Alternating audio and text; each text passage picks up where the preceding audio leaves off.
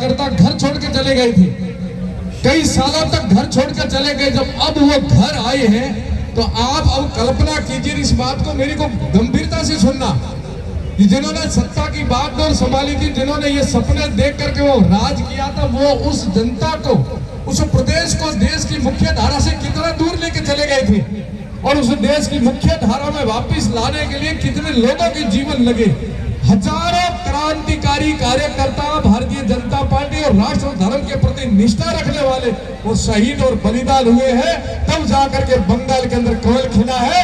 उनको याद करते हुए पुनः आपको वंदन करता हूं कि आपने वो जाकर के एक लक्ष्य भेजा, आपने और भारतीय जनता पार्टी के कद्दावर कार्यकर्ताओं ने और प्रतिनिधित्व ने एक जीत और मेहनत करके एक पाकिस्तान और एक बांग्लादेश बनता हुआ बंगाल को वापस भारत की मुख्य धारा में जोड़ा।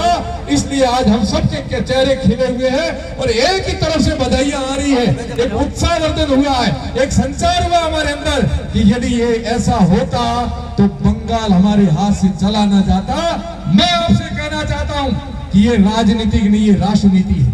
हम अपने व्यक्तिगत स्वार्थों के कारण उनके हाथों में बागडोर देंगे जो प्रदेश को बहुत पीछे ले जाएगा, समाज को पीछे ले जाएगा, देश को पीछे ले जाएगा। तो इतिहास मेरा भी बनेगा, इतिहास आपका भी बनेगा, इतिहास आपका भी बनेगा। पर हमारे आज के आचरण के कारण आने वाली पीढ़ियां, यदि हम मुख्य धारा से जुड़े नहीं रहे, राष्ट्र के साथ जुड़े नहीं रहे, तो आने वाली पीढ़ियां उनके आचरण के कारण उनको सम्मानित अधिकार मिलेगा।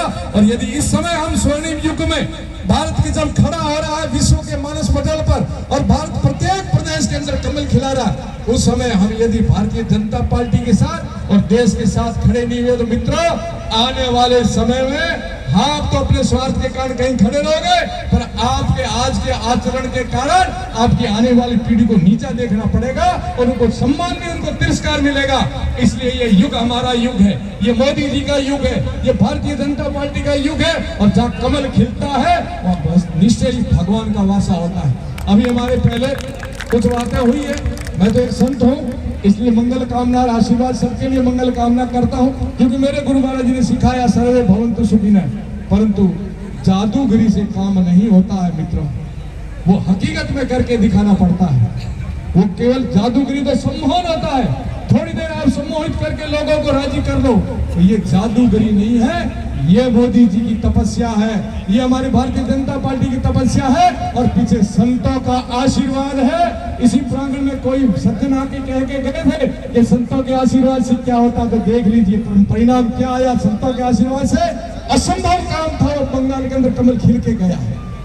कोई जादूगर के बन के आएगा और कोई हमारे सर्कस में साहब होता है ना एक जोकर, और जोकर क्या करते हैं, हंसा के चले जाते हैं, लोग थोड़ी देर हंसते हैं और फिर चले जाते हैं। ना ये जोकरों से चलने वाला, ना जादूगरों से चलने वाला तो संतों के आशीर्वाद से, देश के क्रांतिकारियों से निष्ठा के साथ जो अपनी राजनीति में आकर के काम करते हैं। अब देश यही मांग रहा है, चाहे एमएलए हो, चाहे मुख्यमंत्री हो, चाहे प्रधानमंत्री हो, होना चाहिए तो इसी भाव के साथ, राष्ट्रनीति के साथ खड़े होना है।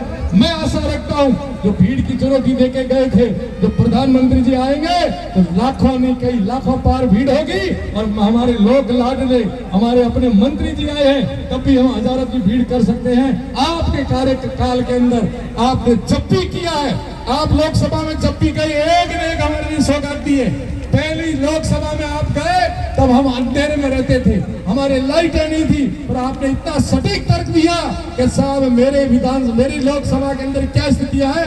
माननीय प्रधानमंत्री जी ने आपकी बात को गंभीरता से लिया और हमारे क्षेत्र को विद्युत जो उससे जोड़ा। फिर भी कमियां रही, फिर भी राजनीति की लोगों ने, परंतु आप पीछे पड़े रहे। अब दोबारा सर्वे हो रहा है और अब विद्युत से वंचित कोई नहीं रहेगा। मैं धन्यवाद देना चाहता हूं माननीय मुख्यमंत्री जी का कि हम सबका मांग रखते हुए पोखरण विधानसभा के अंदर नियमों को ताक में रख करके आपने जीएसएस दिए, इसके लिए हम धन्यवाद देते हैं। आपने नियमों को त्याग में रख करके हॉस्पिटल दिए, इसके लिए मैं धन्यवाद देता हूं। परंतु परिसीमन के लिए तो आपने हम सब के लिए बहुत कुछ किया, इसके लिए मैं धन्यवाद देता हूं। फिर भी कोई विसंगति रह गई है तो हम लोग लगे हुए हैं। आप कार्यकर्ता हो, आप निष्ठा से इस मुख्य धारा से लगे रहे, भारतीय जनता पार्टी के साथ और राष्ट्र के साथ जुड़े रहना। हमारे छोटे मोटे काम और सपने साकार जरूर होंगे, पर हम मुख्य धारा से कभी विचलित नहीं होंगे। आप जैसे प्रतिनिधित्व मिला है, प्रधानमंत्री जी मिले हैं,